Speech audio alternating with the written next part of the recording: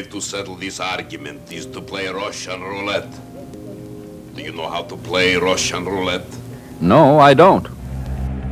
Welcome to Stories from the Attic. My name is Greg Van Antwerp. I'm the host of the program, and I'm here with my co-host, Martin Blanco. Good morning, Greg. Great to be here. And if Martin is lucky enough, he'll get some words in edgewise, because I will just kind of ramble on. I'm pretty sure Led Zeppelin wrote that song for me. Dedicated to Greg. To our pal Greg. Yeah, in America. Yes, Jimmy wrote it for me. And now the time is now. So I'm going to sing my song, and I want to start right away by inviting our special guest to the program, Victoria Keating. Victoria, hi Victoria. Hi guys. Thank you so much for joining us today. You know, you have the honor, Victoria, of being our very first guest on the program. Oh wow! Yeah, the first person who would agree. Bravo. The first person we coerced. And it's funny, but Victoria and I have only known each other. It's almost like 72 hours, right, Victoria? I think something like that. But it feels like forever. Like years. Yeah, we made fast friends at a dig down in Portchester, New York, where I will sometimes typically show up the last hour of a sale, and it turns out to be that an estate sales service that I know. His name is Roland Thomas. He does great estate sales. Roland Tomasi or Roland Thomas? Roland Thomas. Okay. Well, to his friends, Roland Thomas. To those who enjoy the Italian language. Too close. Signor Tomasi. No, but Roland Thomas does run these great estate sales that are digs. And what happened was I was there in the last hour. I got permission from the owner and from Roland to come back the next day because he knows what I love to do. And I had spoken to the owner about preserving history and trying to find what I could find and help and share and hopefully give a presentation to maybe the Portchester Historical Society. And she said yes, and he said yes, and so I came back the next day. And the first thing I see is Victoria. And who was with you, Victoria? My mum. She's actually with me right now as well. Oh, that's great. Can we get a shout out from Mum? You want to say hi, Mum? Hi. There she is. Good morning. Hello, Mother Keating. She is the partner in crime for all of my crazy adventures. She's a long-suffering mother. So there was Victoria and her mother, and I saw the metal detector, and that's why I immediately gravitated to Victoria and her mom, and go, what, how, what? And I saw, and they were, they weren't just kind of like, just like you might see someone on the beach. Victoria, you were going at this property, which by the way has a history. Which I will put up. I'll put up a picture of the house. It is a beautiful, beautiful old house from 1865, built by a ship's captain.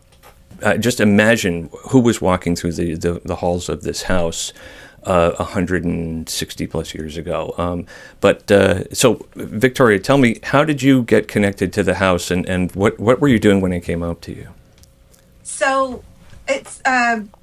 I went to the original estate sale for that house a couple of weeks ago, and as I was walking around, I heard them say, we're going to open the attic and the basement tomorrow, meaning the Saturday. I couldn't make it back, and then I saw that they were doing it again, and that's how I ended up there on the last day of that sale, and got chatting to Eva, and was like, this place is amazing, and they'd lived there I think that family had lived there for over 100 years. So I finagled permission out of Eva to metal detect in the yard, because I was just like, this has got to be an amazing time capsule, both inside and out. So that's how I ended up swinging a metal detector in the heat on Sunday morning when we met. and that was I appreciate that you let me interrupt what you were doing. Victoria was immediately open to not only saying hello, but also sharing with me what she had found already. And such a hot day. It was already probably upper 80s and humid, and it was. But the owner Eva is a very nice person, and was very accepting, and gave me the same permission she gave you, that allowed me to be there the same day you were. Which it just shows you that there are people that own these homes that really do not want to leave them really ever if they have to, because they realize what it means to the community, what sort of things are there waiting to be found that previous generations have left behind. And that's what makes it, I think, so fascinating to you, Victoria, is we're just amazed at what people throw away or leave behind. And Right. and we know that they can't keep it. The number of metal detecting adventures you've had, where does this fall in the pantheon of those? Is this the second house you've ever been to, or is this the 200th house you've ever been to? Oh no, so it's probably I would say it's in the low 3 to 5 homes that I've actually had the opportunity to dig at.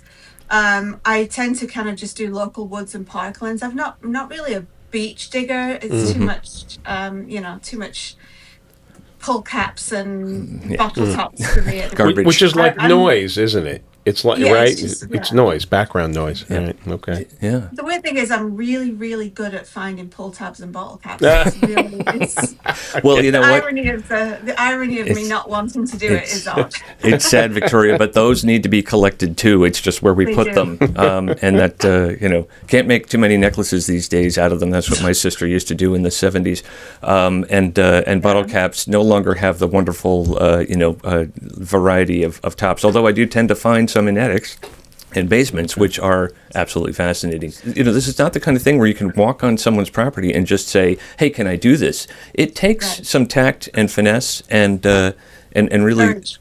and courage. Courage, Yes, yeah. So how did you get into this? So I love mudlarking. I know it's not a big pastime here, and there's not a lot of places to do it. But I started off mudlarking when I was a kid. My dad and my uncle had metal detectors, so it's always kind of been a thing that I've loved to do. Sure. But in the last, I think, 4 or 5 years, I've really kind of tried to carve out time when I could to do it. Right. But doing homes and gardens is difficult because I'm naturally very shy and nervous, and I don't like to hey, can I metal detect? 'Cause I have such a fear of rejection. Like, no, get off my property. Release the hounds. Right. Yeah, exactly. It's like an overwhelming fear of mine. So, which is why I tend to do places which are open to do that. So Right. I enjoy going in the woodlands, and the woodlands tend to be quieter. And finding a house like that house in Portchester, which has been lived in for so long, that is a very quiet spot in regard to kind of signals. Right. So I just had a really good feeling about it, and the fact that Eva was open to letting me do it was just amazing. I had a blast. Yeah, I mean, I may have footage of it, but when you are in the middle of Portchester, which is incredibly overbuilt and tight, like most, Westchester and lower, lower New York, southern New York towns and communities, you drive down the street, and when you saw it the first time, it's a row of houses, and you're like, it's going to be in one of these houses, which is fine, it's great, it's going to be wonderful, and then you see there's signs going down a driveway, and you can't see the house, which never happens in such tight quarters. And you go down, and then suddenly it's almost like you're transported to 1865. This house has I want to say, would you call it a captain's walk, or at the top? Widow's Walk. The widow's walk. Widow's Walk, right? Widow's Walk. The house has never, been added onto, but so gracefully that it looks period right there. I mean, it is this gem in this a very, again, quaint town, but also very busy location. So it was a real joy to just step into this past. And as these estate sales often are, is a time portal. You have only so much time that you can go in for your own, for what you can handle, and for what permission will allow. And then you have to kind of focus, such as metal detecting, right? I mean, in order to find things. So how did you approach the property? Or how do you approach properties when you want to start metal detecting to get what we call the best stuff? Now, I am asking you for one of your secrets here, so if you don't want to give it up, it's okay.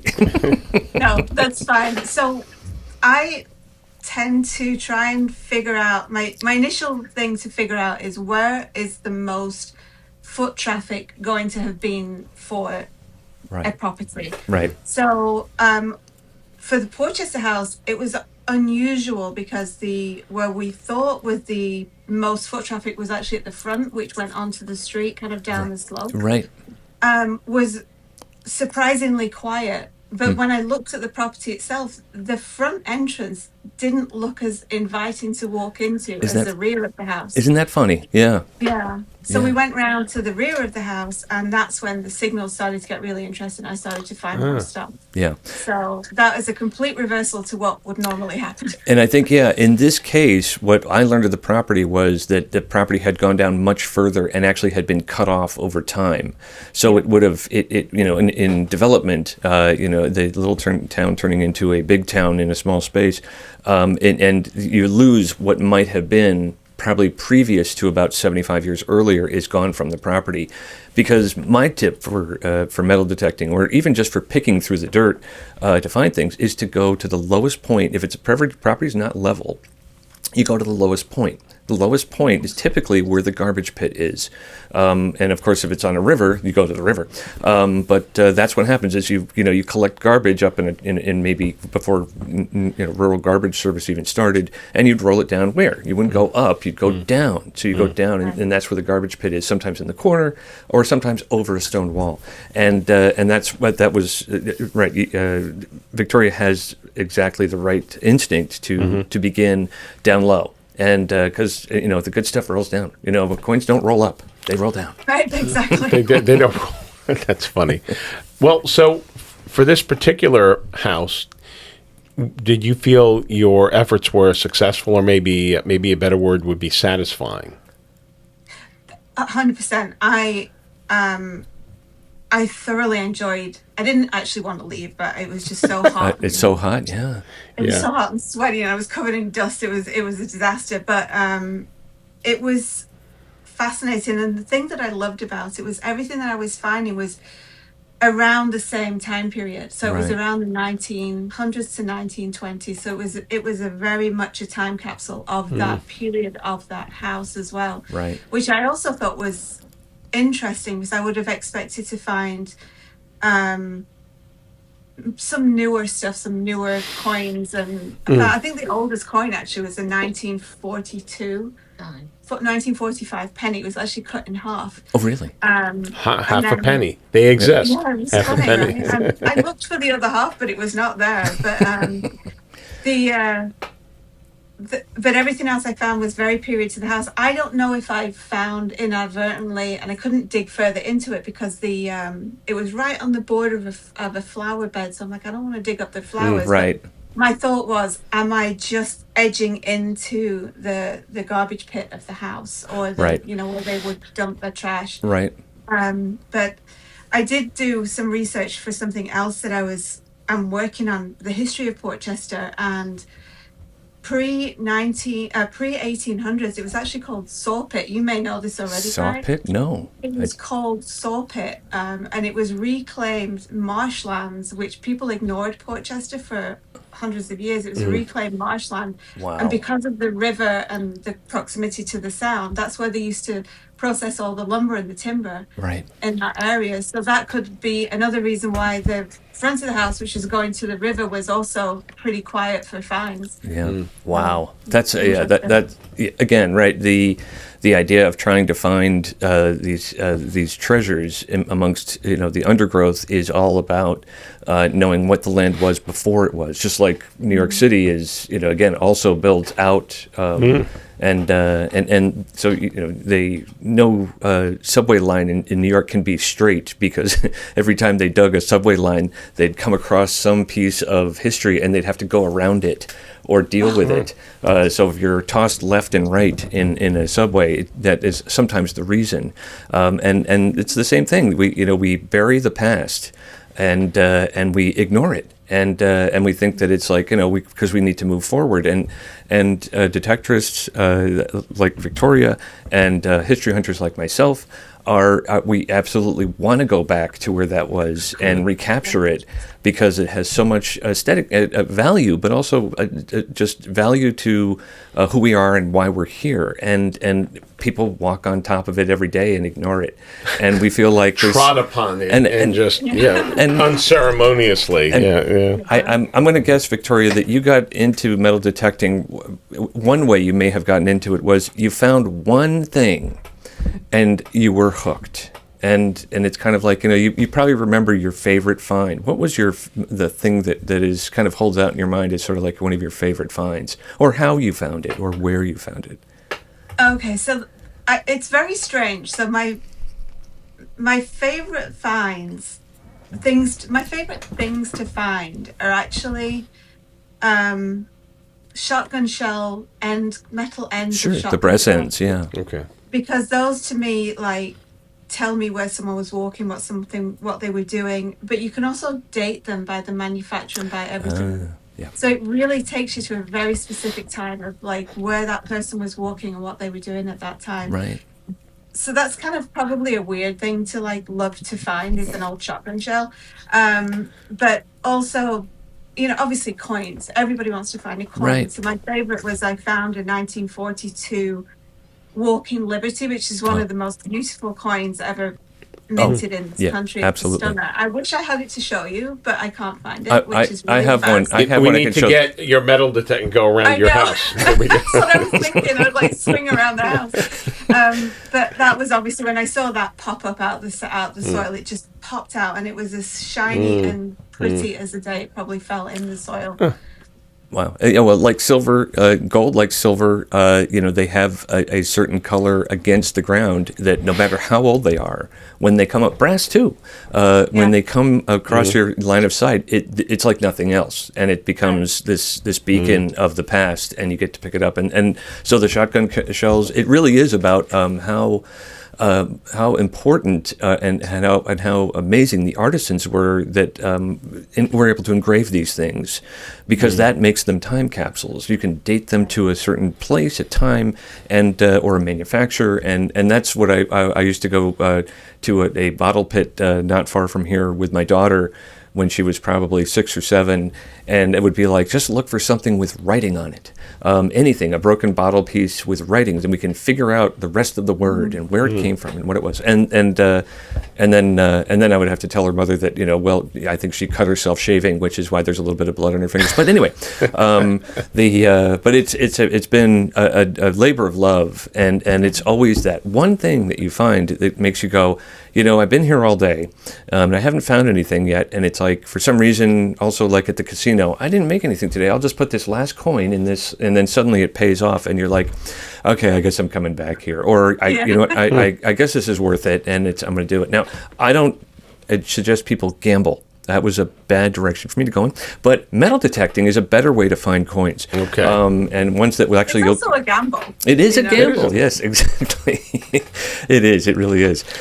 How did you choose your equipment, Victoria? Your first, did you pick out your first one from a catalog, or did it come to you in a dream? Or how So my husband actually bought me my first metal detector. It was a bounty hunter. It was a birthday or a Christmas gift a long time ago, maybe 10 or 12 years ago. And I unfortunately, I killed that one by metal detecting it in the rain, and it fried the electrics. So then I got my next one, which was a MineLab 440, which I love, and I still use that one. Really? And then I just felt like I needed to upgrade again. So my current machine is a Nocta Legend, which she is a legend. Okay. Wow! Oh, good. Yeah, no, I know they become like very close to you, and you can almost name them. And I realize that I have flashlights like that. Unfortunately, I've left most of those in the attics and basements I've been through, and I just keep abandon them. Yeah. So there are flashlight orphans out there that I apologize for. They're crying, waiting for me to come back and put batteries in them. But I'm sorry. As for a metal detector, you never of one. They're of great expense. You can spend $90 on a cheap one, or you can spend $9,000 and go for a team of detectorists to join you. But these are not inexpensive devices, and they are precise devices, which you really have to get to know them. It's like being a fan of radio. You really need to tune and know exactly how to get it to see the right thing and see it at the right depth, and then also have a range to play with. Right? What other accessories do you use, Victoria, to dig? So I have my favorite accessory would be this The pointer. pinpointer. Yeah. Funny story, I am relentless when I hear a signal, and in that garden how long did I Oh spend? my goodness. I spent at least 10 minutes digging a hole, and guess what I found in that hole with my trusty pinpointer? What's A staple. really? It was a It was a paper staple. I don't know how I found it, but I was not giving up on that paper Okay. No, staple. but that's. I mean, the precise. Pinpointers are key. Yeah. Okay. The preciseness No. to which you can do that. Go ahead. And then I have this is my little handmade trusty kit yes, of cleaning kit. things. Yep. It's a little spray bottle with water, a very soft toothbrush, Okay. and my loop with a light on it. Yeah. So if I leave the house without those 4 items, then I feel like a failure. You're turning around and coming back no matter how far you've gone. It's like you're doing this one hand tied behind your back. Yep, without right. these things. What about cloths? Any cloths? No, that's what your pants are for. Okay. Well, I like the efficiency of that. I think it's the idea is well, certainly when you find a coin, have you come across this? You find a coin, and if you were with someone who's a coin collector and you start to clean it, they'd have something to say. Oh my yeah, goodness. no, you would never. I mean, if for the folks that are listening and watching, the value of a coin is based on its how it is in situ, where you find it, how it is, and if you try to clean it, as beautiful as silver can shine, leave it be. The patina what you really do is not that you shine it, is that you remove a layer of metal when since like gold and silver are soft metals, and so you actually deteriorate them, and they go down in value. So if you have a coin that's all decrepit and disgusting, and you show it to a collector, they'll go, wow, and then you say, but I cleaned it the next day, and you show it to them, and you'll give them a heart attack because They start crying. yeah, you've devalued it some because it's not supposed to look like the belle of the ball. It's supposed to look like the one of the ugly stepsisters, and that's really where the value is. Although importantly, the ugly stepsisters had no value in the story of Cinderella, so that was a bad association. Anyway. It's supposed to look like the metal detector looks after 6 hours of metal detecting in a dusty field. That's like the perfection for a coin. That's right. That's right. But I assume you do clean your metal detector too, because it needs to be sharp as a tack, but also you try and talk about this being a clean sport. It's if you're not coming baback with dirty nails, you haven't done your job. That might be the other tool you had with you is something to clean your nails with, or because you almost don't even want to wear gloves either, right? Because you want the feel when you get your fingers down in the dirt and you're feeling around. You're like, I hope I don't run into like a terrible spider or a staple sitting straight up. But that's what first aid kits are for, right? So Exactly. it's all good. Make sure you're up to date with the tetanus shot. Yeah. That's right. I'm more than Pro up to date. tip. Okay. Pro For sure. tip. Okay. Victoria, there's so much more that I want to share. This has really been so awesome of you to come on and share your stories of metal detecting. And there is so much more to talk about. I would definitely love to have you back on the program again, and actually maybe even have you here in quote unquote studio to actually so that we can see the 3-dimensional you and your mom, and would love to have both of you come by, whether on or off camera. But I want to thank you for joining us today. This has been terrific, and we hope to talk to you again soon. And Victoria, really quick, you've got a couple of YouTube channels. Would you like to share those so that we can tell the audience where they can find you? Sure. I am on YouTube as 2 personas, both about finding things. But my metal detecting mudlarking channel is called Lancashire Lark because I'm from the Lancashire in the UK. And my estate sale hunting and pecking is called the Picking Larker, where I go and see what history I can find in estate sales. Oh, like Greg. Just like someone we know here. Yes, exactly. And always important, Victoria, I would absolutely love to see you on the tag sale trail, the estate sale trail, because we never actually, the history hunters do not compete It's not about getting there first. It is about No. it's something. It's serendipity. It's something else, which is why I always say. I always ask people what they're looking for because I actually want to help them find what they're looking for because that actually helps me to look in new directions or for new things. And so it would be great to see you out at the next estate sale. And believe me, if we get the opportunity to go back to Portchester, I'd like to go back again. But Yes. but I don't want to be a pain to Eva. That's such a nice family, nice lady for letting us do what we did. You're right. Victoria, thank you so much, and to your mom You're for coming on. And we'll hope to talk to you again soon. Okay? For sure. All It was right. a pleasure. Thank you, gentlemen. All right. I had a Thank you. great You have a time. great day. Thanks so care. much. Bye, You too. Mom. Bye, Bye-bye. guys. Bye-bye. Bye. One final point is Yes, she yes. used a word in there that her English accent, which I'm half English, so I only half understood when she first said it, and I didn't test her on it because I was like, it's going to make sense to me. I just don't know why I'm letting that go. She said, and she said it fast, mudlarking.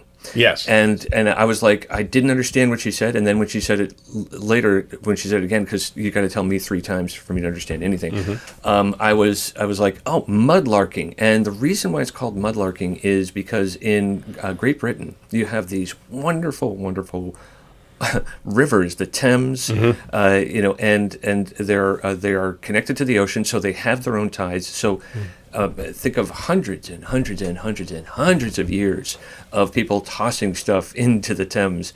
So these folks, when the tide goes down, they go along the side. Oh, yes, yes. And that's called mudlarking.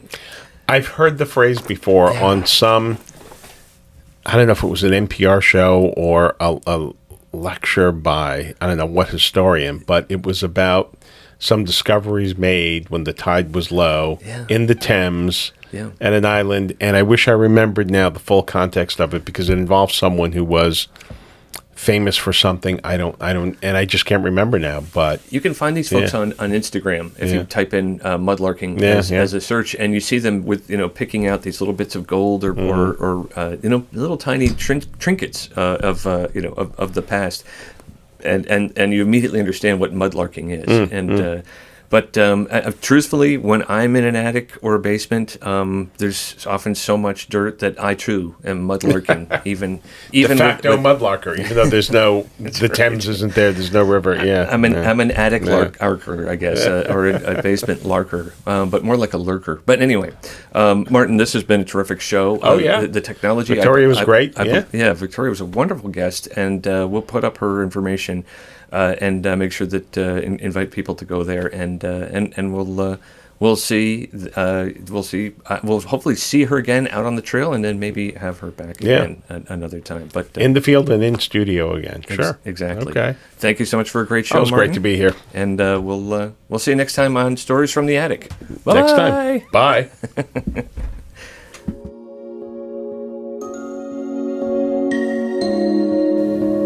Way to settle this argument is to play Russian roulette. Do you know how to play Russian roulette? No, I don't. President Roosevelt